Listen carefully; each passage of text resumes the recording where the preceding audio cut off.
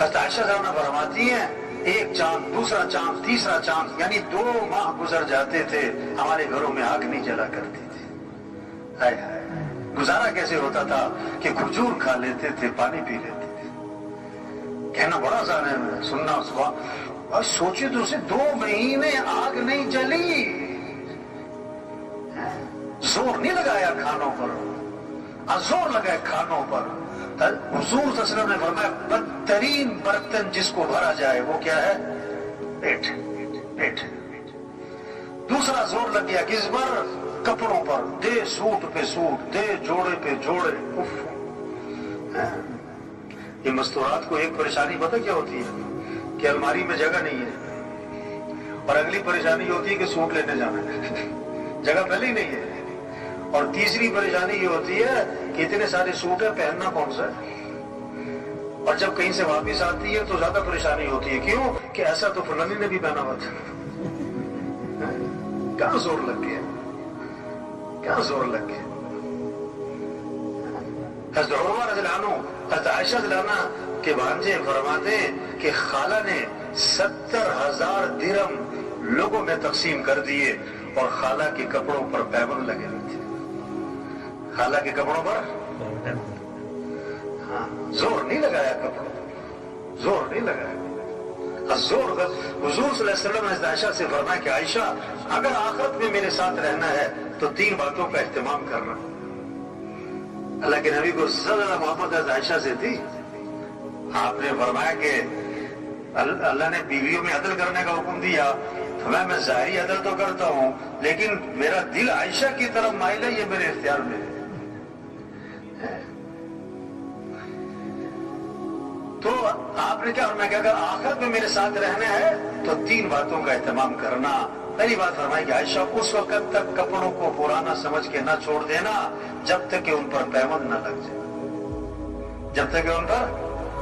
دوسری بات فرمائی کہ عائشہ مالداروں کے پاس بیٹھنے سے اپنے آپ کو بچانا، کیونکہ آدمی کے اندر مال کی بھی طمع اور ہرس اور لالچ اور دوڑ میں لگ جاتا ہے۔ اور تیسری بات فرمائی کہ عائشہ دنیا سے اتنا توشہ لینا جو ایک مسافر کے لیے کافی ہوتا ہے، زیادہ لمبے چوڑے چکر میں نہ پڑ جائے۔ تو زور غلط جگہ لگ رہا ہے، کیا؟ کھانوں پر، دوسرا کپڑوں پر، تیسرا زور لگ گیا کس پر؟ تعمیرات پر، مکانوں پر۔ آپ صلی اللہ علیہ وسلم نے فرمایا کہ جب آدمی کے مال میں برکت نہیں رہا کرتی تو تعمیرات پر لگا کرتا ہے۔ اذا لم يبارك في مال العبد يجعله في الماء والطين، جب برکت نہیں تو تعمیرات پہ من لگتا ہے۔ قیامت کی نشانی بتائی، يتطاولون في البنيان، اونچی اونچی عمارتیں، بڑے بڑے پلازے، کہ یہ قیامت کی نشانی۔ ایک صحابی نے ذرا اونچا مکان بنا لیا، حضور صلی اللہ علیہ وسلم نے ان کے سلام کا جواب نہیں دیا۔ فرمایا یہ کس کا ہے، یہ مکان کس کا ہے؟ کہ جی فلاں کا ہے۔ آپ خاموش ہو گئے، اور حدیث کے الفاظ ہیں فَحَمَلَهَا فِي نَفْسِهِ، لیکن آپ نے اس بات کو اپنے دل میں رکھا کہ اچھا ایسے مکان بنانے شروع کیے۔ کچھ دنوں بعد وہ صاحب خانہ حاضر خدمت ہوئے، آپ کو سلام کیا، فَأَعْرَضَ عَنْهُ، آپ نے اعراض فرمایا، پھر سلام کیا، پھر اعراض فرمایا۔ صحابہ سے پوچھا حضور میرے سلام کا جواب نہیں دے رہے، بتایا کہ تمہارے گھر کے پاس سے گزرے تھے، پوچھ رہے تھے کس کا ہے۔ سمجھ گئے کہ اللہ کے نبی کو میرا گھر پسند نہیں آیا، فَهَدَمَهَا حَتَّى سَوَّاهَا بِالْأَرْضِ، گرا دیا حتیٰ کہ زمین کے برابر کر دیا۔ دوبارہ آپ کا گزر ہوا، فرمایا مَا فَعَلَتِ الْقُبَّةُ، وہ قبہ نما مکان تھا کیا بنا؟ تو صحابہ نے آپ کو ساری بات سنائی، اس پر آپ نے فرمایا كُلَّ بِنَاءٍ وَبَالٌ عَلَى صَاحِبِهِ إِلَّا مَالًا، ہر تعمیر کرنے والے پر وبال کا باعث بنے گی سوائے اس تعمیر کی جو ضرورت کی ہو، سوائے اس تعمیر کی جو ضرورت کی ہو۔ تو زور غلط جگہ لگ گیا نا، کھانوں پر، کپڑوں پر، مکان پر، اور چوتھا زور لگ گیا شادیوں پر۔ کس پر زور لگ رہا ہے؟ 2 سال تیاری، 3 سال تیاری، یہ بھی ہونا چاہیے۔ شادی کے موقع پہ ایک فہرست بناتے ہیں لوگ، یہ بھی کرنا ہے، یہ بھی کرنا ہے، یہ بھی ہونا ہے، یوں بھی کرنا ہے، وہ بھی کرنا ہے۔ ان سے پوچھو کہ یہ سب کچھ کیوں کرنا ہے؟ ان کا جواب پتہ کیا ہوتا ہے؟ کہ یہ سب کچھ کرنا پڑتا ہے، یہ جواب ہے۔ نہ گزر نہ پاؤں، ان سے پوچھو یہ سب کچھ کیوں کرنا پڑتا ہے، تو اس کا بہت خوبصورت جواب دیتے ہیں، آپ کو پتہ نہیں ہے کرنا پڑتا ہے، آپ کو پتہ نہیں ہے کرنا پڑتا ہے۔ شریعت کا مزاج شادی سادی، سستی، آسان، جلدی۔